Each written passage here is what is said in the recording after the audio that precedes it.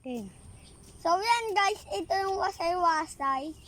Dati hindi, sorry guys kung di ko na-vlog yung namatay ito dati. May lumilipad kasi dyan guys, tapos natama ata siya dyan o sa kahoy, kaya siya naibagsak dyan dati. Patay na siya dati. May tubig yan dati guys. Tapos nilagay namin doon. Tapos dinala ko siya sa kamay ko habang patay siya. Tapos tinapon ni mama ko guys.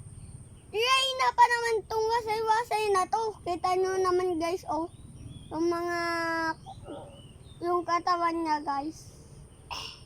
Oh, kita nyo naman yung katawan niya guys.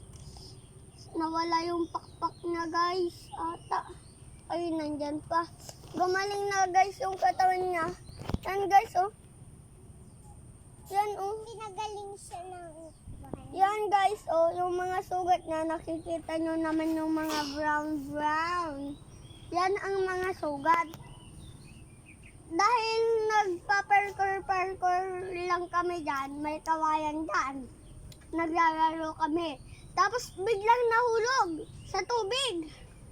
Yun, nilagay namin siya doon. At yun, namatay siya. Tapos tinapon guys. Oh. Imposible na alam paano siya nakauwi dito. Hindi niya naman alam kung saan siya dinala guys. Diba? Yan guys, oh. Ate, sana mapanood mo to. Ate Shane, Ate Maet, sana mapanood nyo to. Itong vlog ko na to. Ma-i-post mo nga yan kila tita din. Ito guys. Ito, yung wasay-wasay guys. Ito.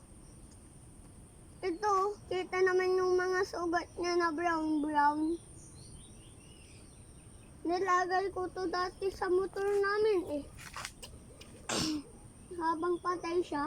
Tapos tinapon pa guys ni mama ko. Imposibleng nabuhay. Ay, sabali. Nalunod siya. Tapos kinuha karad namin siya. Kaya yun nabuhay. So yan guys, hanggang dito muna. Baka mawasay na ako nito eh.